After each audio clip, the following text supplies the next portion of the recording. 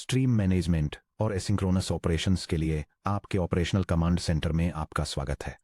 Chapter 25 में इस point तक हमने hardware queues, pinned host memory, concurrent kernel execution और इवेंट बेस्ड सिंक्रोनाइजेशन के मैकेनिक्स को एक्सप्लोर किया है। लेकिन जब आप एक हाई स्ट्रेस प्रोफाइलिंग सेशन के बीच में होते हैं, किसी सटल कॉन्करेंसी बग को ढूंढ रहे होते हैं या मैक्सिमम थ्रूपुट के लिए किसी पाइपलाइन को ट्यून कर रहे होते हैं, तो आप आर्किटेक्चरल डायग्राम्स के पेजेस को वापस से खंगालना नहीं चाहते। आपको एक फास्ट, प्रिसाइज और टर्मिनल रेडी रेफरेंस कार्ड की जरूरत होती है। यह सेक्शन हर stream life cycle call, memory pin request, async copy routine, event synchronisation API, compiler flag और पाइपलाइन डिजाइन रूल को एक कंसाइज लुकअप गाइड में सिंथेसाइज करता है। इस रेफरेंस को बुकमार्क करके रखें। इसे इस तरह डिजाइन किया गया है कि जब आप प्रोडक्शन जीपीयू सिस्टम्स को बिल्ड और प्रोफाइल करें, तब यह आपके टर्मिनल के बगल में खुला रहे।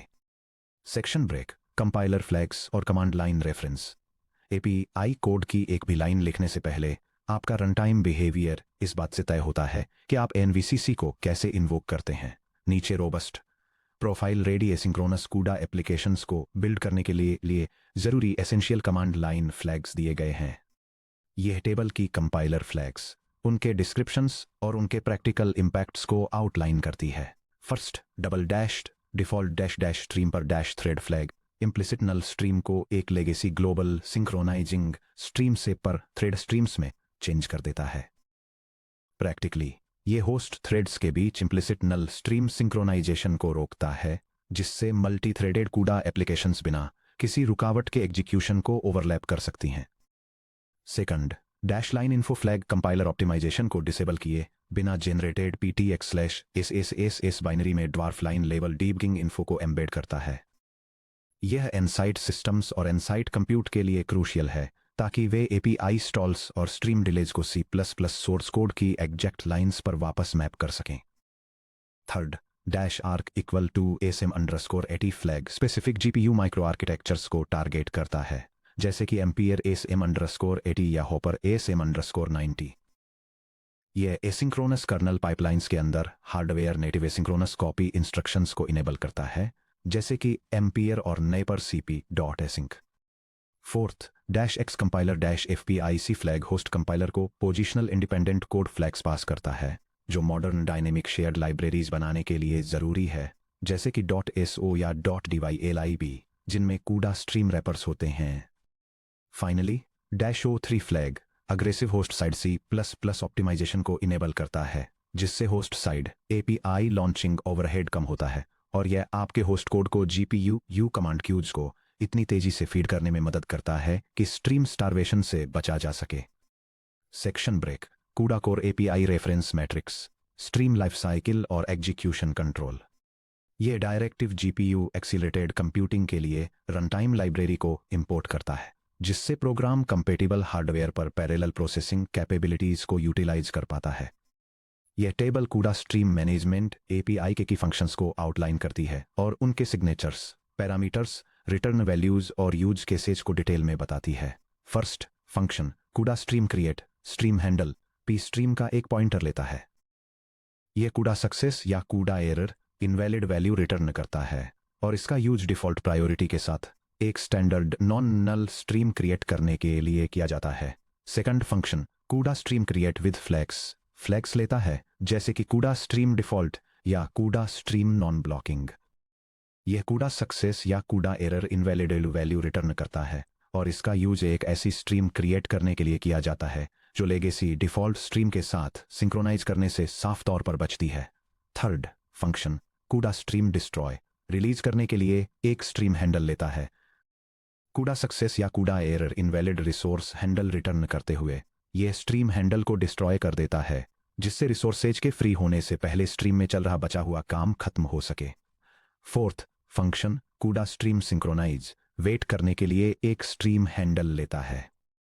यह कूडा सक्सेस या कूडा error invalid resource handle return करता है और CPU होस्ट थ्रेड को तब तक ब्लॉक करता है जब तक कि स्पेसिफाइड स्ट्रीम में सभी कमांड्स कंप्लीट नहीं हो जाते। फाइनली फंक्शन, कूडा स्ट्रीम क्वेरी इंस्पेक्ट करने के लिए एक स्ट्रीम हैंडल लेता है। यह एक नॉन ब्लॉकिंग चेक परफॉर्म करता है और कूडा सक्सेस रिटर्न करता है, या अगर स्ट्रीम में अभी भी काम चल रहा है तो कूड़ा एरर नॉट रेडी रिटर्न करता है। Section break. Pinned host memory management. Malloc या न्यू के जरिए एलोकेट की गई स्टैंडर्ड पेजेबल होस्ट मेमोरी का use asynchronous transfers CUDA memcpy async के लिए नहीं किया जा सकता, क्योंकि ओएस पेज फॉल्ट हैंडलर में ट्रांसफर में फिजिकल पेजेस को मूव या स्वैप कर सकता है। आपको पेज लॉक्ड पिंड मेमोरी का ही यूज करना चाहिए। यह टेबल 5 की CUDA host memory management functions को डिटेल में बताती है, जिसमें उनके सिग्नेचर्स, पैरामीटर्स, रिटर्न वैल्यूज और कॉमन यूज केसेस शामिल हैं। सबसे पहले CUDA malloc host function host memory allocate करता है, जो सीधे फिजिकल रैम में पिंड होती है। ये होस्ट डेस्टिनेशन के लिए एक डबल पॉइंटर और बाइट्स में एलोकेट किए जाने वाले साइज को लेता है और क्यूडा सक्सेस या CUDA error memory allocation return करता है। इसके बाद CUDA free host CUDA malloc host द्वारा रिटर्न किए गए पॉइंटर का यूज करके इस पिंड होस्ट मेमोरी को रिलीज करता है और क्यूडा सक्सेस या CUDA error initialization error return करता है। एडवांस्ड एलोकेशन के लिए CUDA host alloc default, portable, map या राइट कंबाइंड जैसे फ्लैग्स के जरिए ऑप्शंस प्रोवाइड करता है। यह क्यूडा सक्सेस या CUDA error memory allocation return करता है। राइट कंबाइंड फ्लैग का यूज करने से होस्ट टू डिवाइस ट्रांसफर्स की स्पीड बढ़ जाती है, क्योंकि यह होस्ट L1 और L2 कैशेज को बाईपास कर देता है, जबकि मैप्ड फ्लैग 0 कॉपी मेमोरी को इनेबल करता है। बिना किसी नए एलोकेशन के एक एग्जिस्टिंग स्टैंडर्ड होस्ट बफर को पिन करने के लिए CUDA host register pre allocated paged pageable RAM के पॉइंटर, एलोकेशन साइज और कंट्रोल फ्लैग्स को एक्सेप्ट करता है और क्यूडा सक्सेस या CUDA error host memory already registered return करता है। Finally CUDA host unregister host memory को अनपिन करता है ताकि इसे वापस स्टैंडर्ड पेजेबल स्टेटस में लाया जा सके। यह रजिस्टर्ड पॉइंटर को एक्सेप्ट करता है और क्यूडा सक्सेस या CUDA error invalid value return करता है। Section break. Asynchronous memory transfer operations. यह table 2 essential asynchronous CUDA memory functions को आउटलाइन करती है, जिसमें उनके सिग्नेचर्स की पैरामीटर्स, रिटर्न वैल्यूज और क्रिटिकल एग्जीक्यूशन रूल्स की डिटेल्स दी गई हैं। First function CUDA mem copy asynchronous memory copies perform करता है। इसका सिग्नेचर एक डेस्टिनेशन पॉइंटर, एक कांस्टेंट सोर्स पॉइंटर, एक बाइट काउंट, एक मेमोरी कॉपी काइंड और एक एग्जीक्यूशन स्ट्रीम को एक्सेप्ट करता है और एक क्यूडा एरर स्टेट्स रिटर्न करता है। की पैरामीटर्स में कॉपी डायरेक्शन काइंड शामिल हैं, जो host to device, device to host या डिवाइस टू डिवाइस हो सकते हैं, और टारगेट एग्जीक्यूशन स्ट्रीम है। इसके रिटर्न वैल्यूज में CUDA success, CUDA error invalid value या CUDA error invalid memory copy direction शामिल हैं। इस ऑपरेशन के लिए एक क्रिटिकल रूल यह है कि होस्ट टू डिवाइस या डिवाइस टू होस्ट ट्रांसफर को CPU थ्रेड के रिलेटिव सच में असिंक्रोनस बनाने के लिए होस्ट मेमोरी पिंड होनी चाहिए। Second function CUDA memset async CPU host को ब्लॉक किए बिना स्ट्रीम ऑर्डर में डिवाइस मेमोरी को असिंक्रोनस तरीके से फिल करता है। इसका सिग्नेचर एक टारगेट डिवाइस पॉइंटर, राइट करने के लिए एक बाइट वैल्यू, एक बाइट काउंट और एक एग्जीक्यूशन स्ट्रीम को एक्सेप्ट करता है और या तो क्यूडा सक्सेस या CUDA error invalid value return करता है। की पैरामीटर्स में टारगेट डिवाइस पॉइंटर, राइट करने के लिए byte value, byte size count और टारगेट स्ट्रीम शामिल हैं। Section break. CUDA event management और inter stream synchronization. CUDA events execution streams में मार्कर्स की तरह काम करते हैं। वे 2 प्राइमरी पर्पज सर्व करते हैं। पहला एग्जैक्ट GPU रनटाइम एग्जीक्यूशन को मेजर करना और दूसरा अलग अलग स्ट्रीम स्केच डिपेंडेंसी कंस्ट्रेंट्स को ऑर्केस्ट्रेट करना। यह टेबल इवेंट और स्ट्रीम मैनेजमेंट के लिए मेन क्यूडा API फंक्शंस को आउटलाइन करती है। First, CUDA event create with flags function specific behaviour flags के साथ एक क्यूडा इवेंट को इनिशियलाइज करता है, जो क्यूडा इवेंट _t के पॉइंटर और फ्लैग्स के लिए एक अनसाइंड इंटीजर को लेता है। इन फ्लैग्स में CUDA event default, CUDA event blocking sync और क्यूडा इवेंट डिसेबल टाइमिंग शामिल हैं। यह क्यूडा सक्सेस या CUDA error initialization error return करता है। एक बेस्ट प्रैक्टिस के रूप में, अगर इवेंट को स्ट्रिक्टली इंटरस्ट्रीम सिंक्रोनाइजेशन के लिए यूज किया जा रहा है, तो ड्राइवर के अंदर टाइमिंग ओवरहेड को एलिमिनेट करने के लिए आप क्यूडा इवेंट डिसेबल टाइमिंग का यूज करें। सेकंड, क्यूडा इवेंट रिकॉर्ड एक दिए गए क्यूडा स्ट्रीम के अंदर एक स्पेसिफिक इवेंट को कैप्चर करता है। यह कैप्चर करने के लिए इवेंट हैंडल और स्ट्रीम लेता है और क्यूडा सक्सेस या CUDA error invalid resource handle return करता है। यह फंक्शन स्ट्रीम में एक इवेंट रिकॉर्ड कमांड को एनक्यू करता है, जो तब ट्रिगर होता है जब उस स्ट्रीम में पहले का सारा काम कंप्लीट हो जाता है। Third, CUDA stream wait event एक वेटिंग स्ट्रीम को अपनी इंटरनल एग्जीक्यूशन क्यू को तब तक पॉज करने के लिए इंस्ट्रक्ट करता है जब तक कि उसके ओरिजिन स्ट्रीम में एक ट्रिगरिंग इवेंट तक न पहुंच जाए। ये वेटिंग स्ट्रीम ट्रिगरिंग इवेंट और रिजर्व्ड फ्लैग्स लेता है जो 0 होने चाहिए। ये ऑपरेशन सीपीयू पर नॉन ब्लॉकिंग है और क्यूडा सक्सेस या CUDA error invalid resource handle return करता है। लास्टली, क्यूडा इवेंट इलैप्सर टाइम एक रिकॉर्डेड स्टार्ट इवेंट और स्टॉप इवेंट के बीच मिलीसेकंड्स में इलैप्सर जीपीयू एग्जीक्यूशन टाइम को कैलकुलेट करता है और एक आउटपुट फ्लोट पॉइंटर के जरिए वैल्यू रिटर्न करता है। यह क्यूडा सक्सेस या CUDA error not ready return करता है और इस एपीआई को कॉल करने से पहले दोनों इवेंट्स का सिंक्रोनाइज्ड या कंप्लीट होना जरूरी है। Section break. असिंक्रोनस पाइपलाइंस के लिए आर्किटेक्चरल रूल्स। जब आप हाई थ्रूपुट स्ट्रीमिंग आर्किटेक्चर्स को असेंबल कर रहे हों तो परफॉर्मेंस ट्रैप्स और सटल रेस कंडीशंस से बचने के लिए इन 5 गोल्डन रूल्स को याद रखें। द पिंड memory rule. Standard host pointers malloc या न्यू को कभी भी क्यूडा मेमकॉपी असिंक पर पास न करें। पेजेबल ट्रांसफर्स क्यूडा ड्राइवर को पीसीआई बस में डेटा ट्रांसफर करने से पहले एक इंटरनल स्टेजिंग बफर में सिंक्रोनस कॉन्टेक्स्ट स्विच कॉपी करने के लिए फोर्स करते हैं जिससे आपका असिंक्रोनस पाइपलाइन एक ब्लॉकिंग पाइपलाइन में बदल जाता है। The buffer mutability rule. जब तक स्ट्रीम स्पष्ट रूप से सिंक्रोनाइज न हो जाए, CUDA stream synchronize, CUDA event synchronize या किसी स्ट्रीम कॉलबैक के जरिए, तब तक होस्ट सीपीयू थ्रेड पर in flight CUDA memcpy async operation में भाग लेने वाले होस्ट मेमोरी बफर्स को कभी भी मॉडिफाई या रीड न करें। ट्रांसफर के दौरान रीड या राइट करने से डेटा करप्शन हो सकता है। The non blocking stream rule. हमेशा क्यूडा स्ट्रीम नॉन ब्लॉकिंग के साथ यूजर स्ट्रीम्स क्रिएट करें। Legacy default streams. Stream 0 GPU पर सभी स्ट्रीम्स में ग्लोबल सिंक्रोनाइजेशन को फोर्स करते हैं जब तक कि कंपाइलेशन के दौरान डिफॉल्ट स्ट्रीम पर थ्रेड को स्पष्ट रूप से सेट न किया गया हो। The inter stream synchronization rule. Host side CUDA stream synchronize को कॉल करने के बजाय क्रॉस स्ट्रीम डिपेंडेंसीज के लिए क्यूडा स्ट्रीम वेट इवेंट का यूज करें। CUDA stream wait event synchronization logic को होस्ट सीपीयू थ्रेड को स्टॉल किए बिना पूरी तरह से जीपीयू हार्डवेयर शेड्यूलर के अंदर रखता है। The destruction order rule.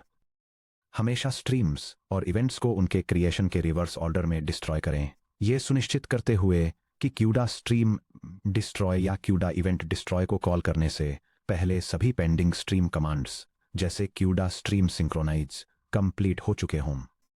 Section break. Production ready notebook blueprints. Blueprint 1। Exception sensitive RAII wrappers CUDA stream और क्यूडा इवेंट।